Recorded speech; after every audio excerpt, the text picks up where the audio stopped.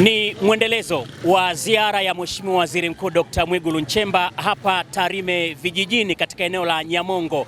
Ni mji kama ambavyo unaoshuhudia na shughuli mbalimbali za kimaendeleo zinaendelea. Lakini Waziri Mkuu ametumia nafasi hiyo katika mkutano wa hadhara kuzungumza na Watanzania, akiwasihi kwamba ni vyema kuitunza amani ya nchi yetu. Pasiwepo na sababu yeyote ile ambayo itakufanya ama kwa kukusudia ama kwa kudanganywa ukashiriki kwenye kuiwasha moto nchi yako wewe mwenyewe.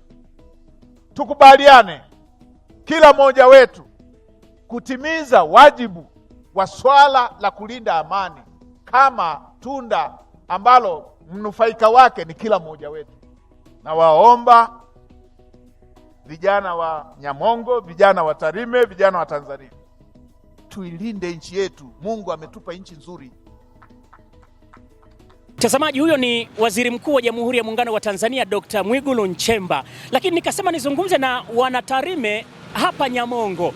Wanasemaje kuhusiana na umuhimu wa kuitunza amani ya nchi yetu? Ama kwa hakika wamesema never again. Mimi kama Mtanzania mpenda amani nachukizwa sana na watu wanaotaka tuichome nchi yetu, kwa sababu maandamano hayana amani na hayana maendeleo pia. Kwa sababu mtu anapofanya maandamano anaharibu mali za Watanzania, ambazo anaharibu vitega uchumi vingi. Na kwenye maandamano pia, hata kama ni biashara hazifanyiki, na hata kama mtu amefungua biashara zake utakuta vinamwagwa au vinaliwa bure. Ina maana amesorotesha maendeleo kwa ujumla. Kwa mimi ningependa Watanzania wenzangu wawe watu wa kupenda amani.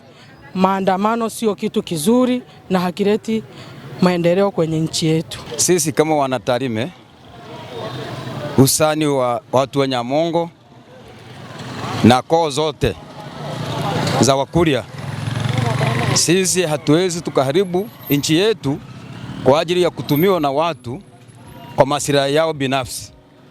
Sisi tunakataa na hatutakubaliana. Kikundi cha Nyakitali Sanaa Grupu mkoa Mara tumeungana na Waziri Mkuu kukataa maneno ya furugu. Sisi tunataka amani iendelee hadi mwisho. Hatutaki ugomvi wowote. Naam, mtazamaji, ni ziara hiyo ya Mheshimiwa Waziri Mkuu Dr. Mwigulu Nchemba ikiwa imefikia tamati hapa katika viwanja hivi vya Nyamongo Tarime vijijini, na amezungumza mengi mazuri, hasa akiwasisitiza Watanzania kuitunza amani ya nchi yetu. Mtazamaji, mimi naitwa Beni Mwanantala.